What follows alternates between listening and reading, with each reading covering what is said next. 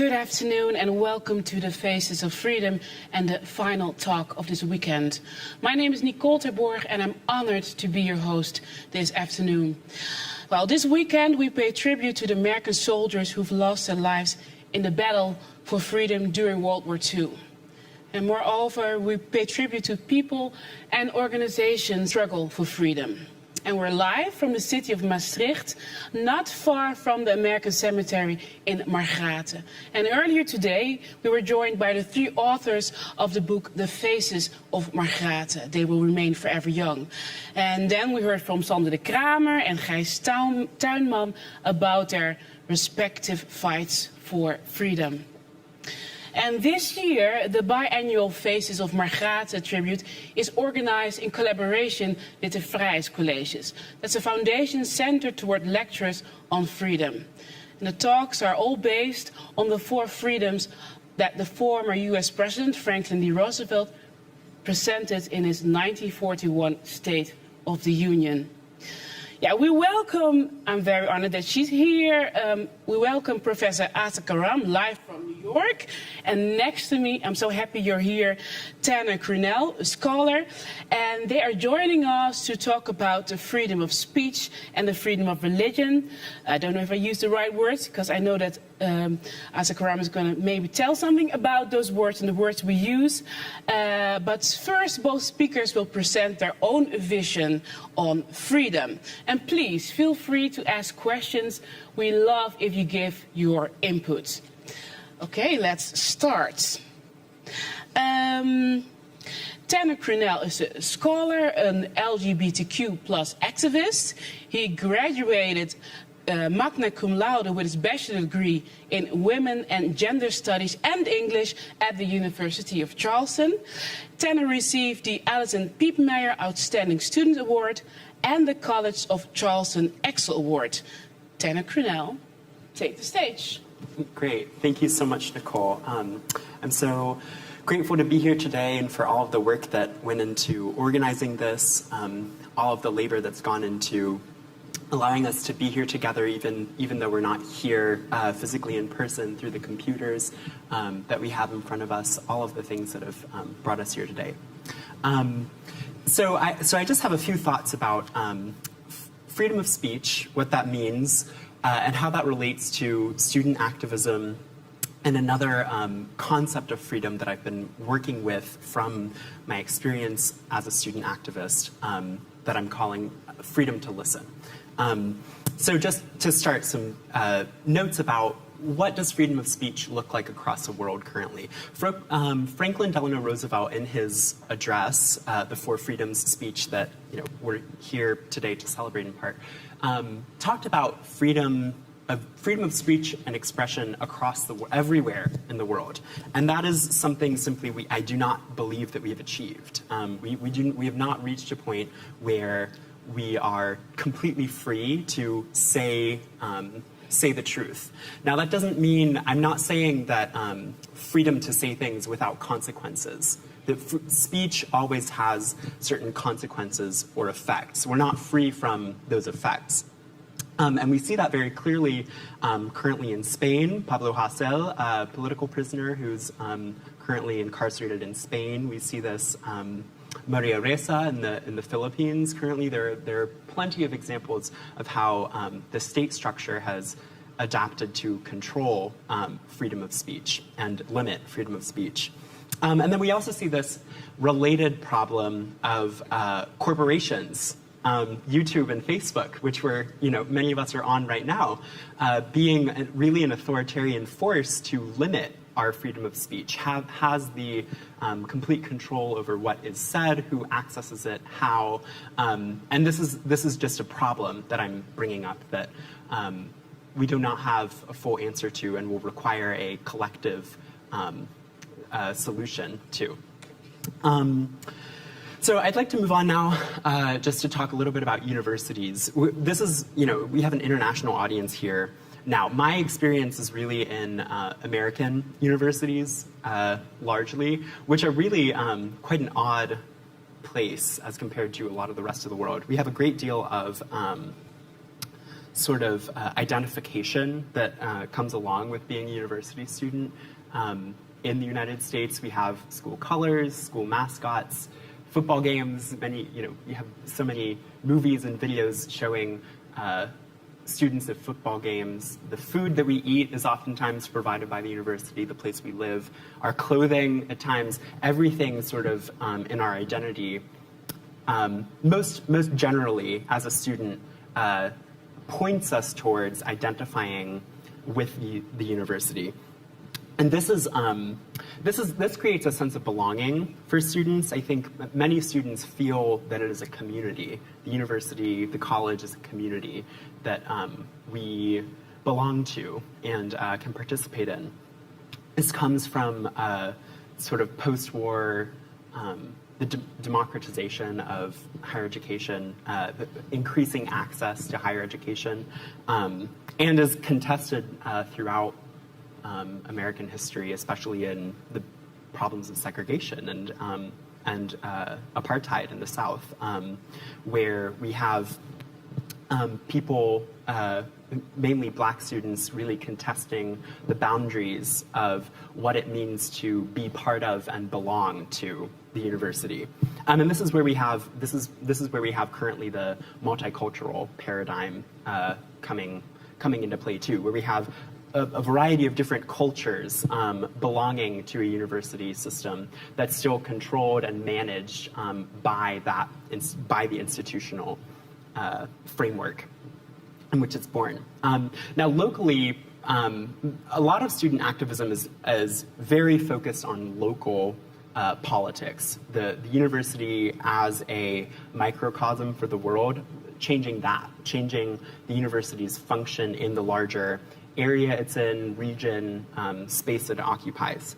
At the College of Charleston, where I spent my undergraduate years, there's a great deal of white supremacy and racism that is really central to how the university has functioned and in many ways continues to function. We became private to avoid desegregation in the 1950s for about 20 years.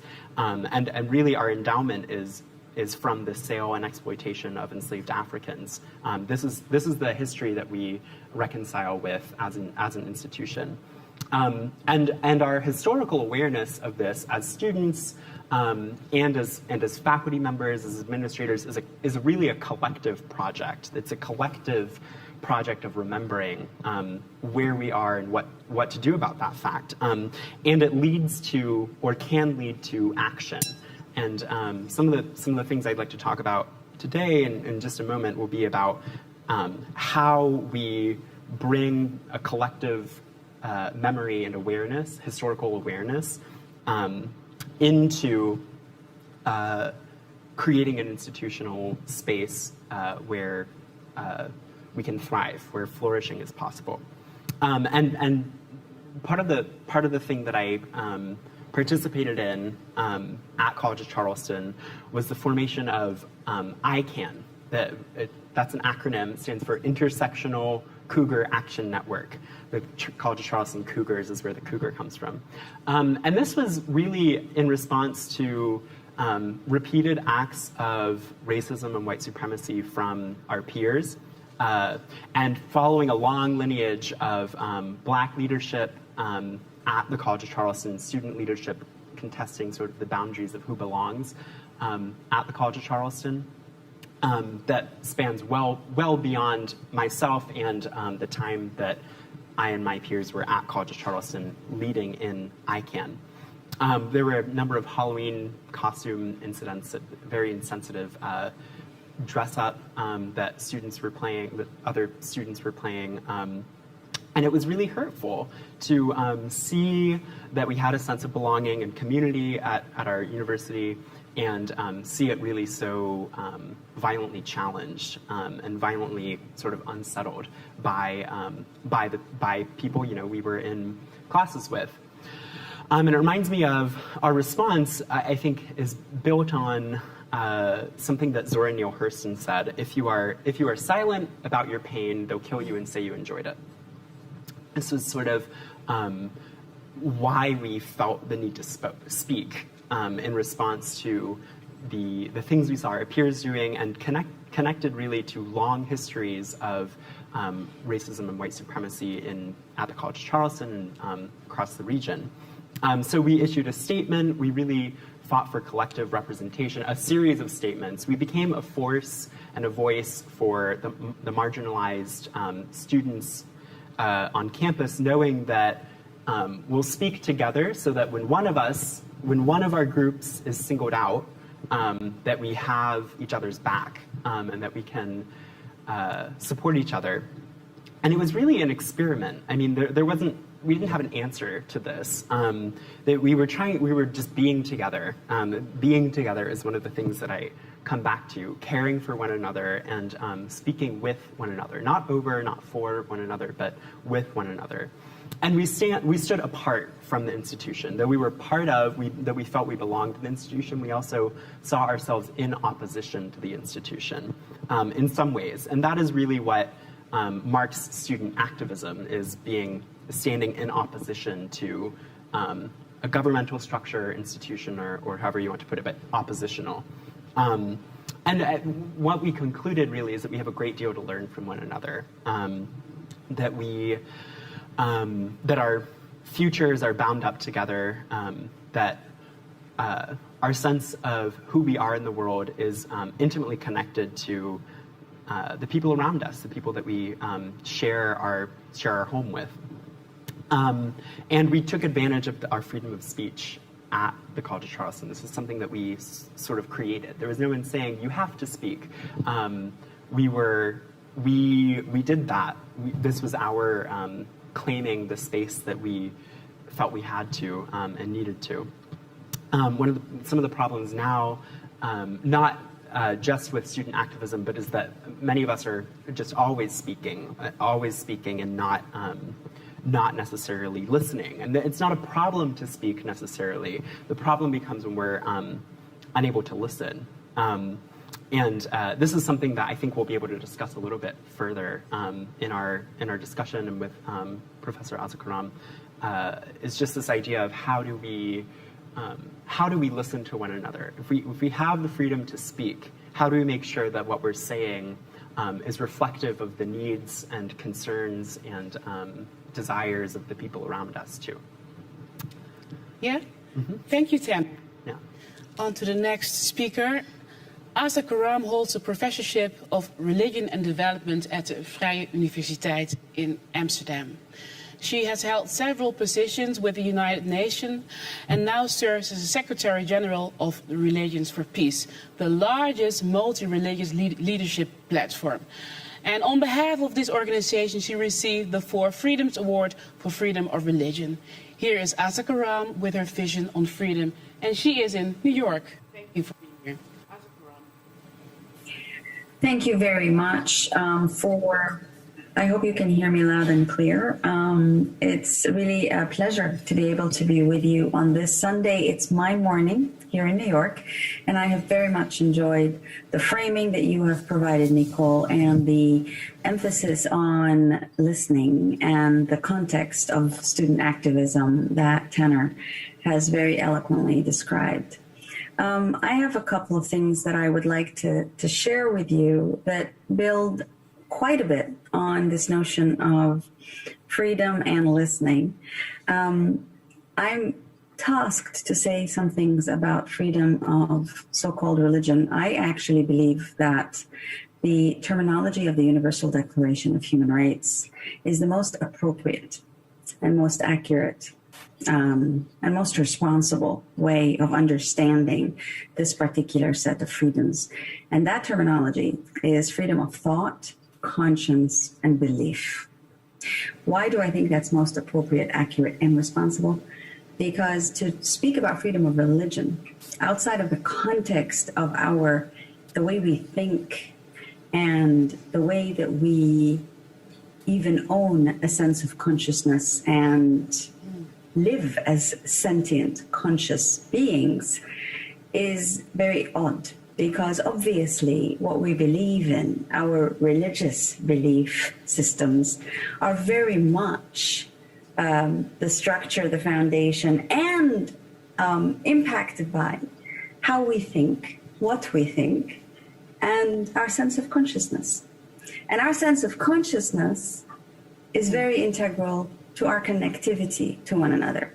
So this also relates to the point that Tanner was making about the intersectionality.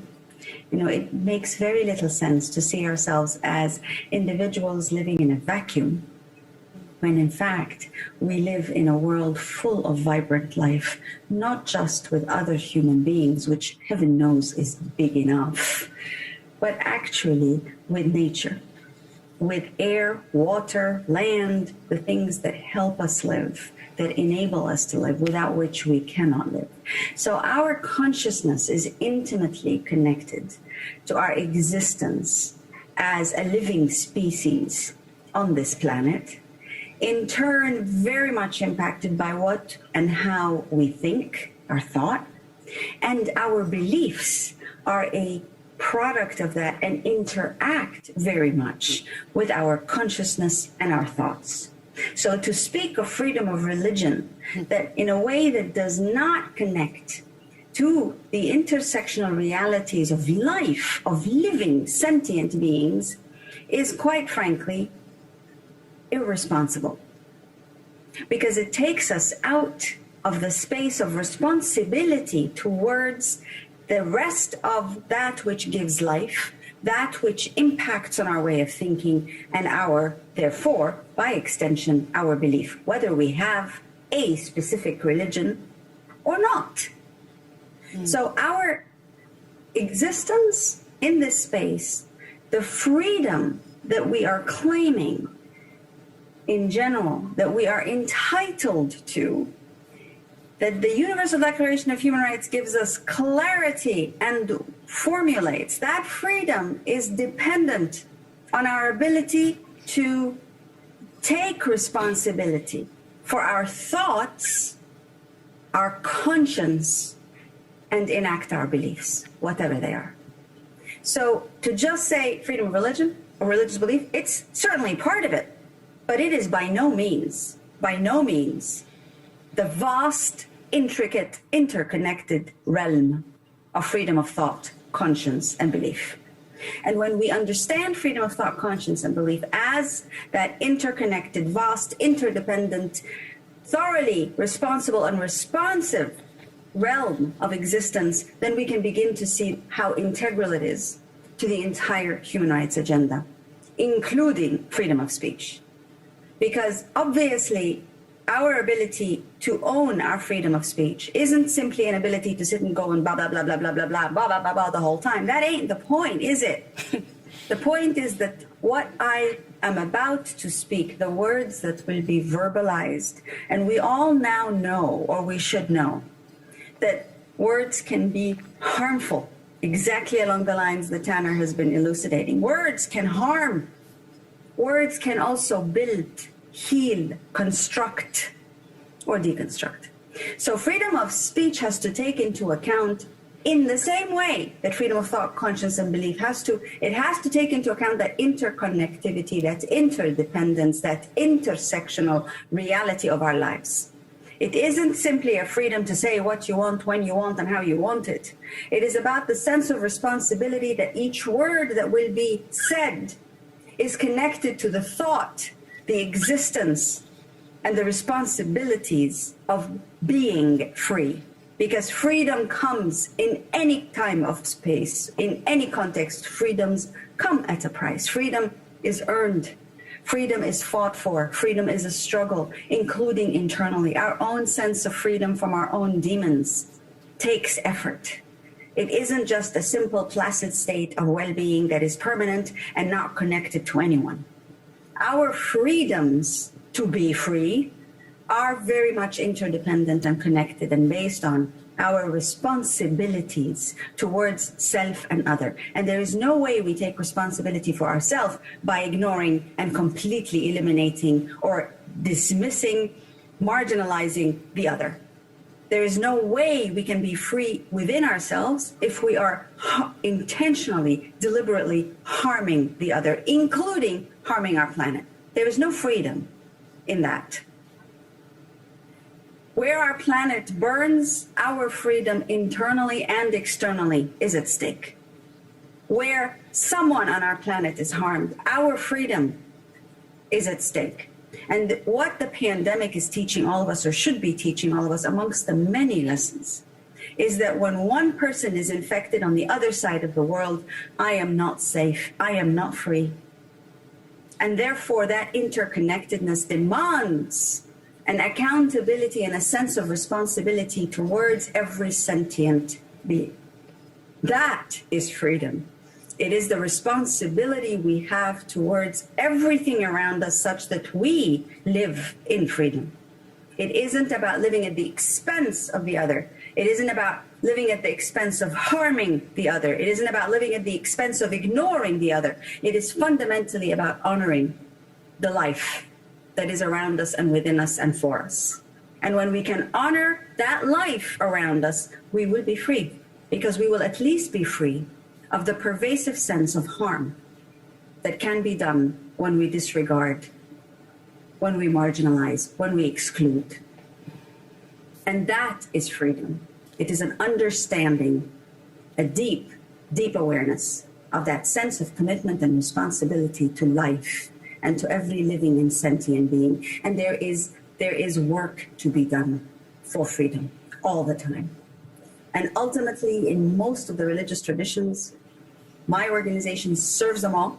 In most, if not every religious tradition, there is a commitment and obligation to serve life. It isn't just saying, I believe in this and I believe in this, and therefore, if I believe, I have every right to practice my belief and to say what I think. That isn't the point. It isn't about outright ownership of our sense of self. It isn't about the arrogance of what we think and how we believe. It is quintessentially, in every faith tradition, a call to be devoted to the other. And that is where freedom lies. That is where faith resides. That is what faith is meant to enable. The freedom to serve and love in spite of the challenges and the difficulties and the hatred and the marginalization. In my organization, we were deeply fortunate to be able to receive the Roosevelt Freedom Award for Freedom of Worship. Why? We don't sit and preach. We don't believe that it's enough to meet and greet. It is important, it is necessary, but it is not sufficient. What this organization has been doing for over 50 years is bringing together all faith traditions, from those who represent the Holy See, the Vatican, to those who represent movements of indigenous peoples around the world. All those traditions. And do we bring them together to sing Kumbaya? No. We bring them together so that they can work to serve their communities together.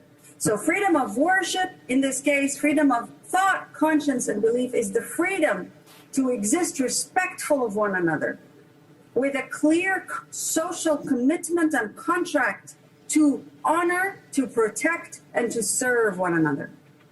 That is why we received that award. Because it isn't about prioritizing one belief system. It isn't about majority and minority belief systems. It is about the service by all for all, barring none. And it goes beyond the speech to the actual service.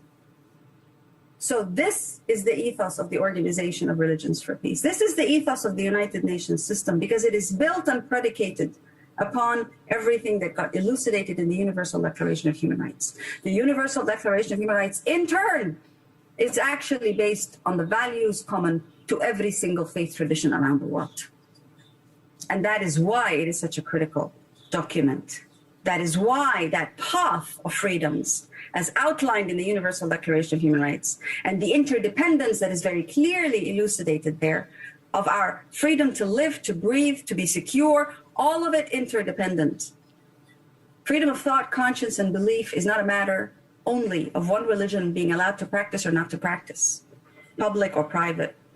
Freedom of thought, conscience, and belief is predicated upon freedom of speech, is predicated upon freedom to right, life, and security. It is the intricate interconnectedness of our beings. Thank you, Azza Karam. Where were you when I studied at the Vrije Universiteit? Where were you? Okay, you heard the Freedom Talk. what stuck with you the most of what she said? Yeah, there are a few phrases that you said. Am I looking here? There are a few phrases that you said that, vibrant life, that everything around us has a certain energy and attraction to it that we have to attend to, that we have to be aware of. And then you said devotion to the other, right? Not in many religious traditions, it's devotion to God, devotion to community, and devotion to service of the other, which I think, is a beautiful, beautiful concept that I. Does devotion to the other, that give freedom? I think so. I mean, in my study of yoga, one of the He's a yoga major teacher. things, yeah, yes. One of the major things that I took away was that there's no freedom from, only freedom within a particular relation. We often think about, I see you nodding your head, we often think about our ability to be separate from as a freedom, freedom is the ability to enact power upon or over. In fact, freedom only comes from the very fragile relations that we have with one another that sometimes break and sometimes disappear if we don't care for them. If we can't figure out a way to care for them, we see this, globally with the impending ecological collapse of food systems that we're already seeing evidence of when we don't care for the ways that we are related to one another. Interconnectivity. Yeah, precisely. Mm-hmm. I want to know, Azza Karam, I heard you speaking another time, and you were talking about genuinely listening. How is that important in the work you do? The importance of listening. I think along the lines that Tanner was elucidating, it makes very little sense to simply hear and not process what we are hearing. Listening is the ability to open one's conscience fully, to be truly vulnerable. Listening is about opening all the barriers, leaving no barrier within us to what we are hearing. And that is an extraordinarily difficult, Herculean difficulty kind of thing. It is much easier to try to lift something exceedingly heavy. It is exceedingly difficult to try to open one's consciousness and to be vulnerable as we listen, as we hear, because that then means we have to process. And sometimes, especially given this rah about freedom of speech, sometimes what we're hearing can be deeply, deeply painful. It feels like it will tear our souls apart. Sometimes one word can harm worse than a punch in the gut. And I think that ability, therefore, to listen is an ability to have no shield except that which is whatever we believe in and whatever we're ready to die for. And that listening we do not do. We speak plenty, we shout plenty, we argue plenty, we sing and dance and everything else, but we don't always, as we speak, we do not always listen. We hear, but we do not listen.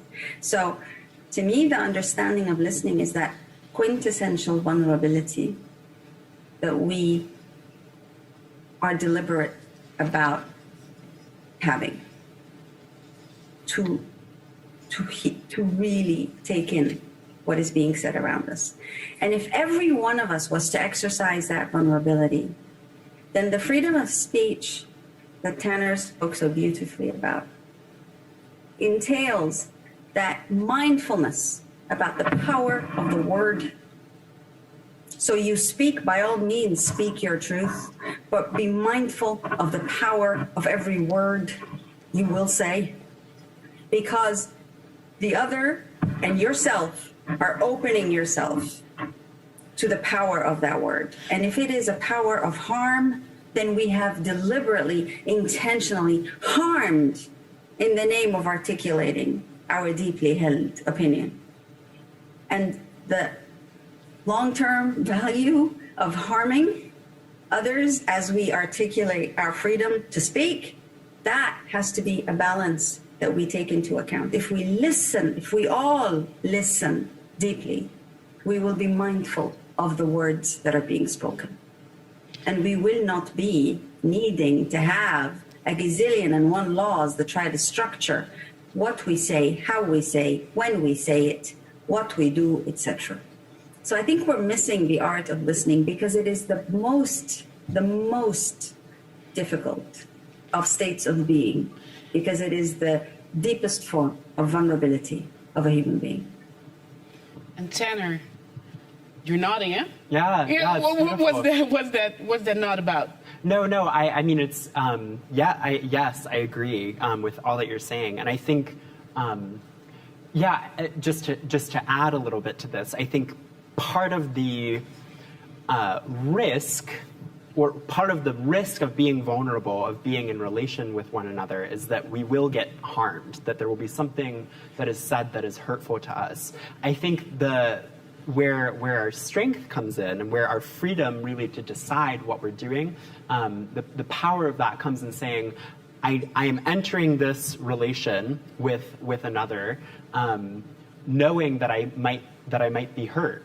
And I'm still going to do this, and I'm still going to move forward, and I'm still going to make sure that I care for myself in the way that I need, and that I can expect, that I have around me a community that is able to care for me, that can enact care and support for me. That it's not just, again, like we talked about, sort of the individualistic tendency of freedom of speech.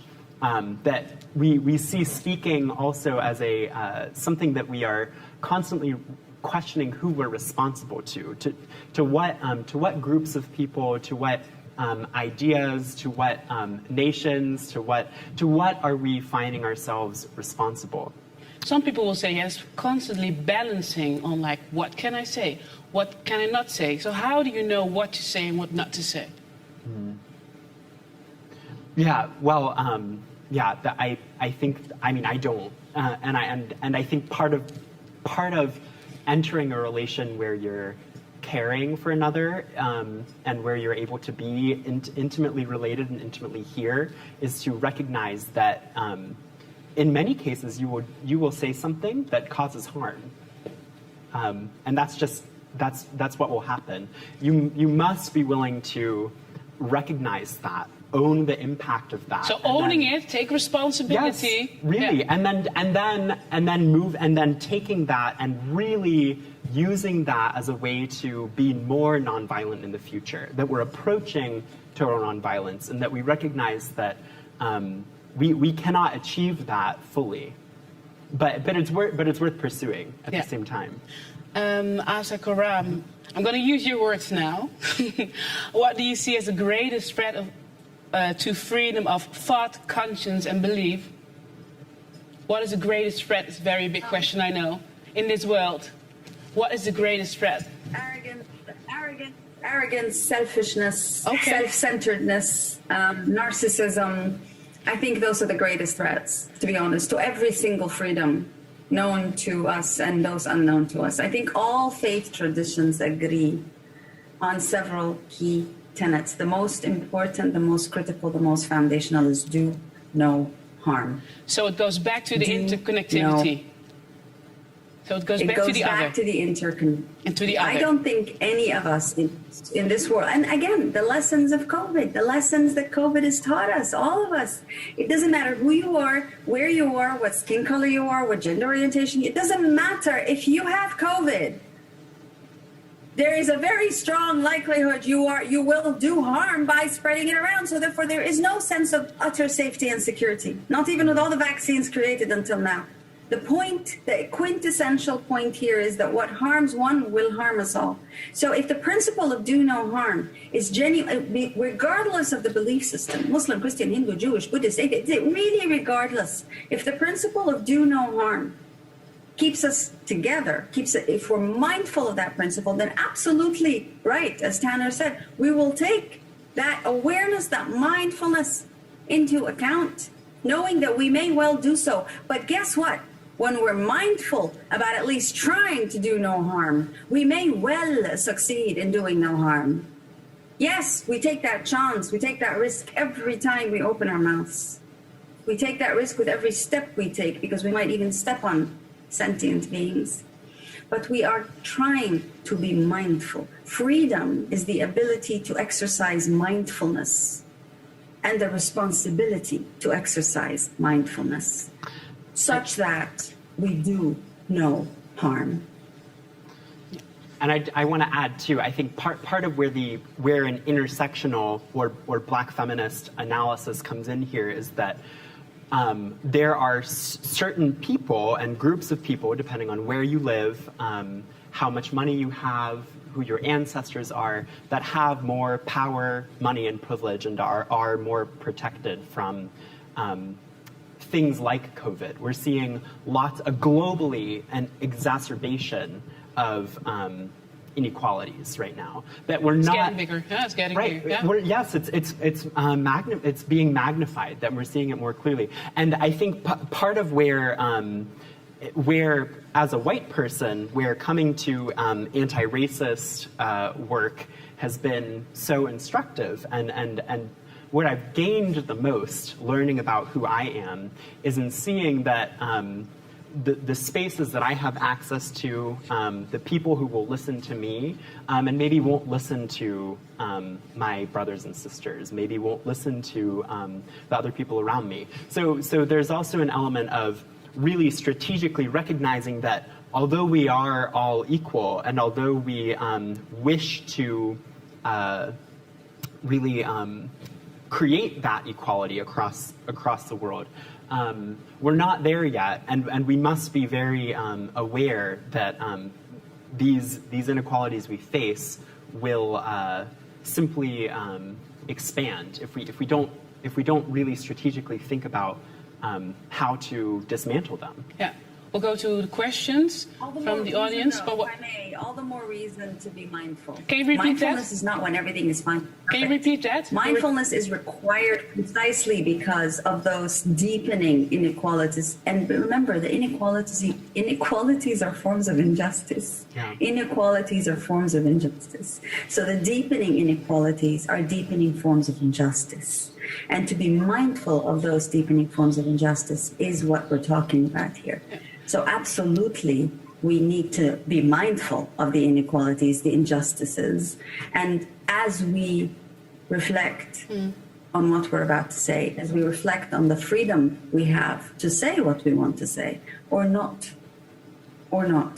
what is the do no harm principle in the midst of increasing injustices? What does that require of us? Yeah, That's the question we need to ask. Yeah. That is the question about freedom. How do you exercise it? Yeah, how do you, because your field where you work, where you fight for equal rights is at the university. And you work, globally with your organization. So how do you change the inequality there? Not on an individual level, but on that global level? Azza Karam. How do you? Oh, okay. I was going to let Tanner first. No, that's fine. I think it's a remarkably genius, simple formula.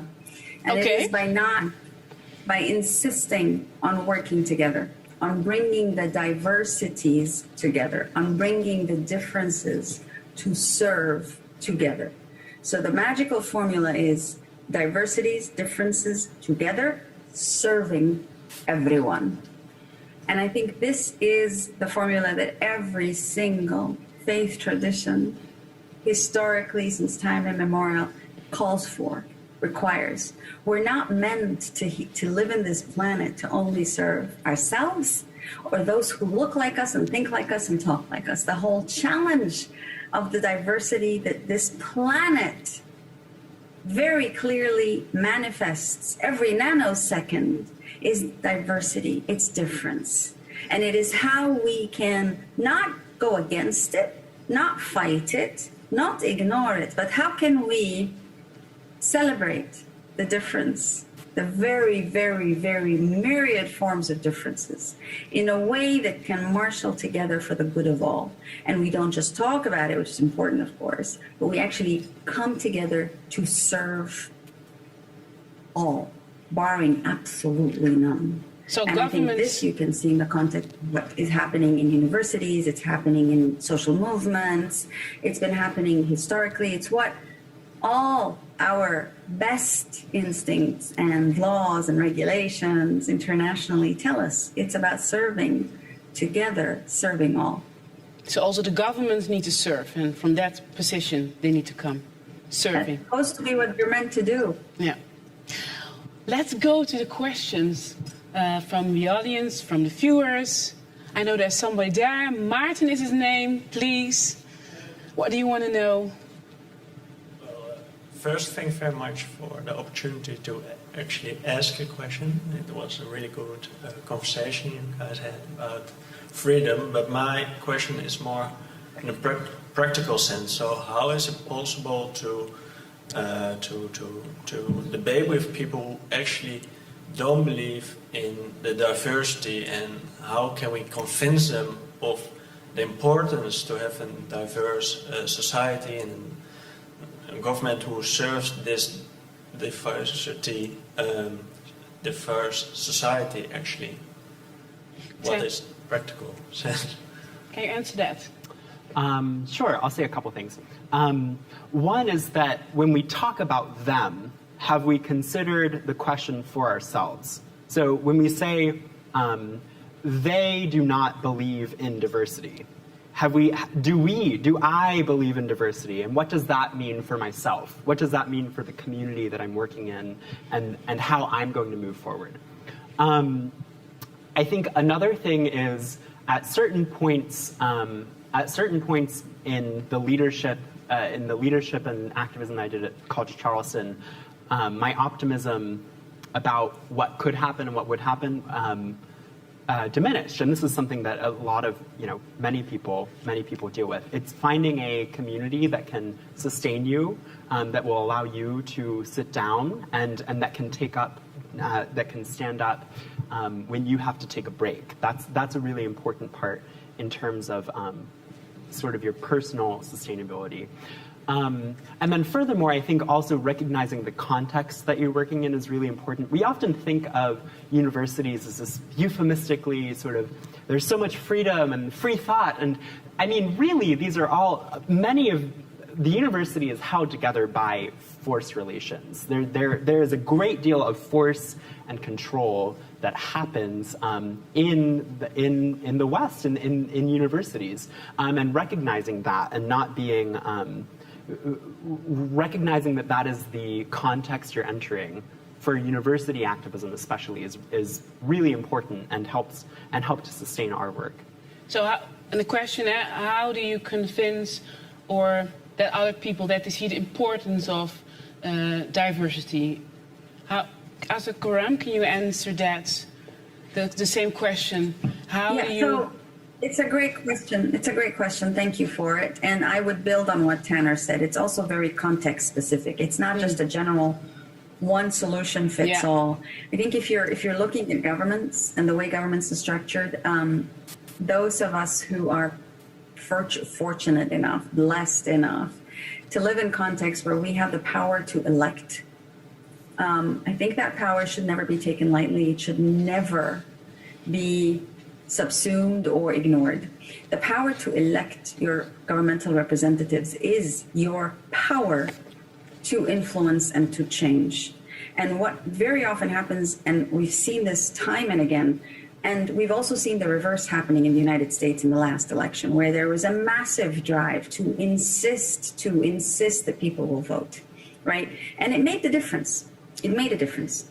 I think we have to never underestimate how the ability to vote, to cast a vote in a democracy, can make a remarkable difference to the point about convincing how certain policies, influencing certain policies. If we're talking about what the work that people like Tanner are doing in universities, if you're talking about that kind of context, then you've heard from Tanner how you need to come together with a like-minded group and be, in a way, persistent in advocating and in clarifying and in negotiating and in dialogue. I don't think we have anywhere to go. I think democracy dies in silence, right?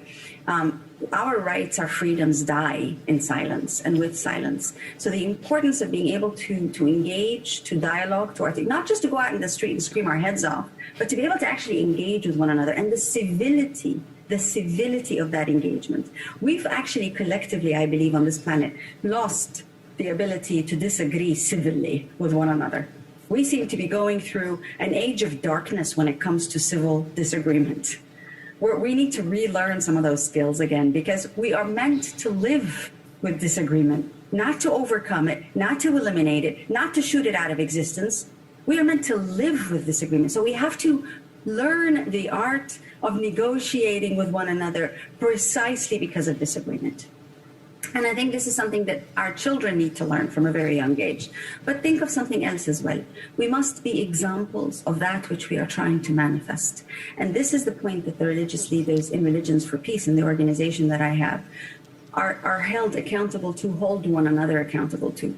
Do they serve to be the examples of what they are trying to manifest, which is quintessentially that ability to coexist civilly and to serve one another?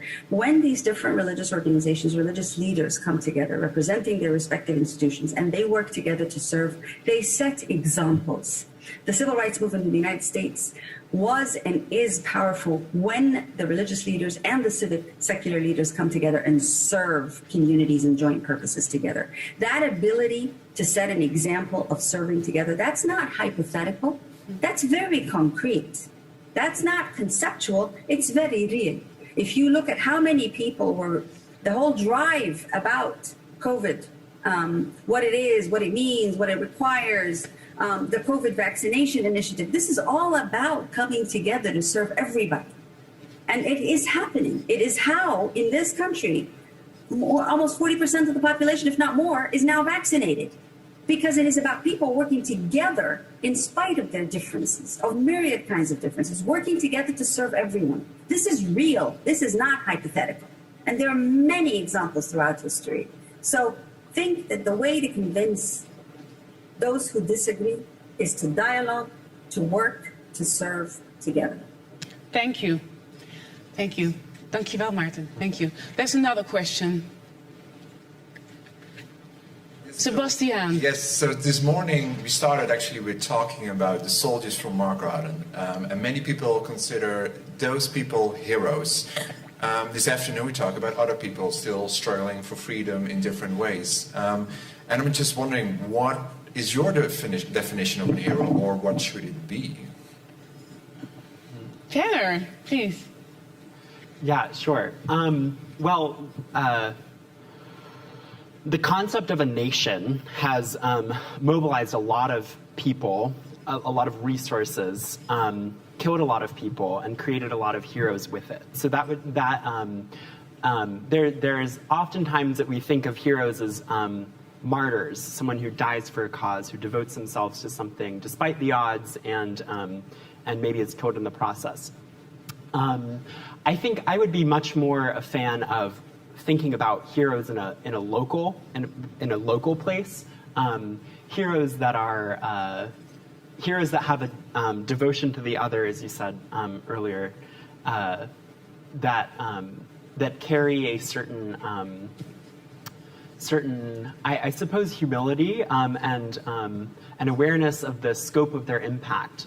So if it's at a university, then it's really practicing a dedication to working in a university context. If it's with different religions across the world, then it's working in that context. But having a local sense of what a hero is, and then in the community that you are a part of, seeing each other really as heroes, seeing each other as seeing that the other people in your community are saving you always. If that's what a hero is, someone who saves, then all of us can be heroes. We can all save one another. Thank you. So do you consider yourself to be a hero? Oh, well. Honest answer. Answer. It means I would have to live up to the standards that I just laid out. And I'm not sure that I've done that all the way at all times. I suppose hero is more of a concept. It's more of a utopia. It's something that we can always reach for, always strive towards. This is why we have saints. This is why we have, people to look up to, role models. The problem is that oftentimes when we think of a hero or see a hero, we really just hear a very limited part of that story. We hear the valor, the victory, the good effects, and I think it's just important to recognize that we will never achieve total perfection as humans. Maybe if that's the case, then we should just throw out the idea of a hero. Thank you. Is there another question? No. Yeah, Can we of course. please not, Of can we course, please of not course. ever throw out the idea of a hero? I think it's if I understood correctly, this is all about hero and what would constitute a hero to each of us. I completely agree with Tanner. I would nuance one thing, that a hero doesn't have to be and doesn't need to be somebody in a position of responsibility and authority who's doing great work. A hero is, as Tanner was very clearly alluding, it's the everyday person, it's the everyday hero. But then why? Because they're serving beyond themselves. Those of us who insist on looking only and navel gaze and be helpful to ourselves, I'm not so sure that those people deserve to be heroes. But to me, a hero is someone who will go out of their way to serve beyond themselves. Yeah. And if you think about it, in all the decorated fields of war, it is those who died in the act of service.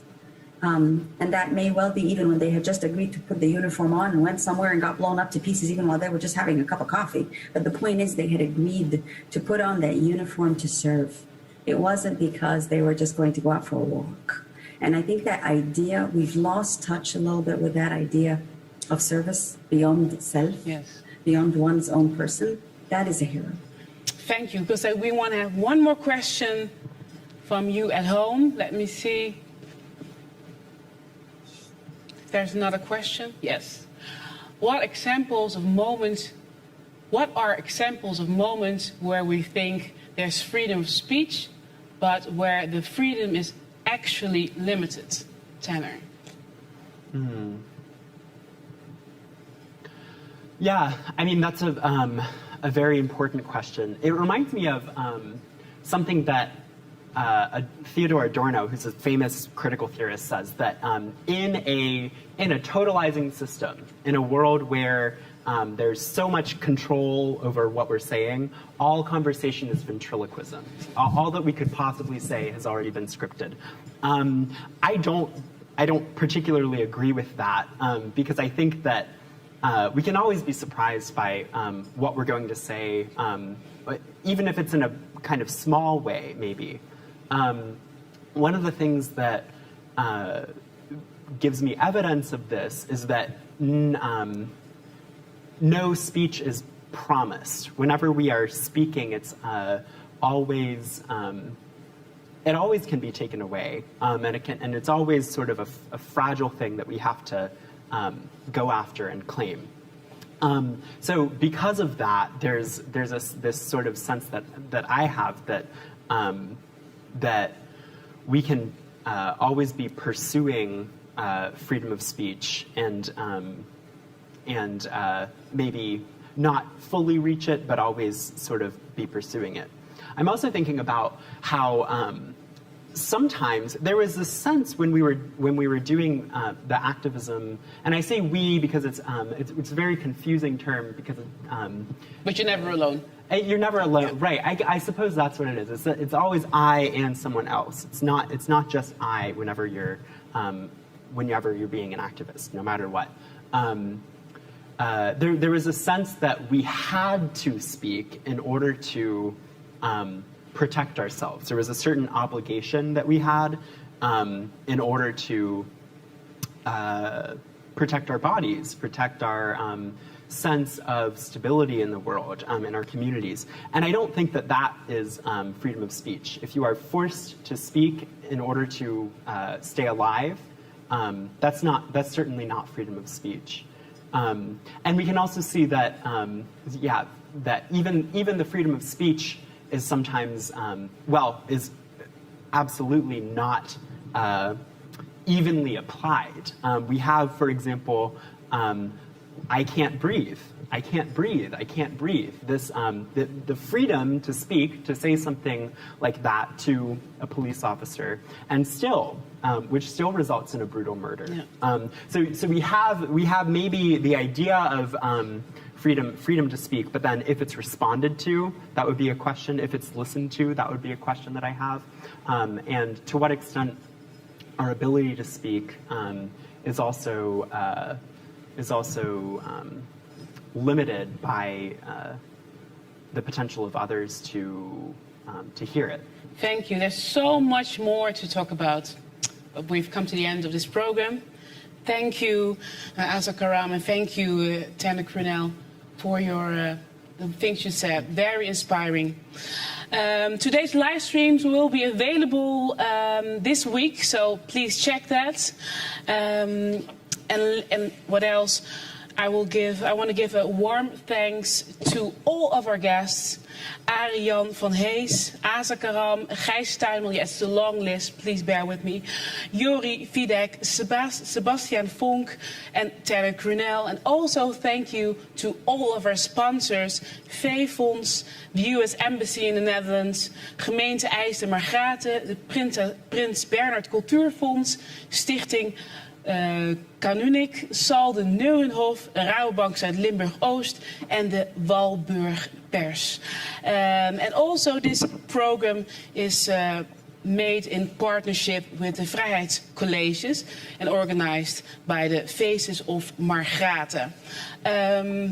We've come to the end of this program, and please don't forget to join us at 3 o'clock in the afternoon tomorrow, or 9 a.m. New York time, let me see, that's today, sorry. Please join us on 3 o'clock in the afternoon or 9 a.m. New York time for another special event at Facebook and YouTube, where Dutch and American will read names, 10,000 in total. Let me check, is it today or tomorrow? Oh, tomorrow, sorry, that's tomorrow. 10,000 in total of all the soldiers memorialized in Margraten. And you will also see the pictures of the men and the women, and their names will be spoken. So thank you for watching, and I hope you're inspired to fight for our freedom. Thank you. Thank you.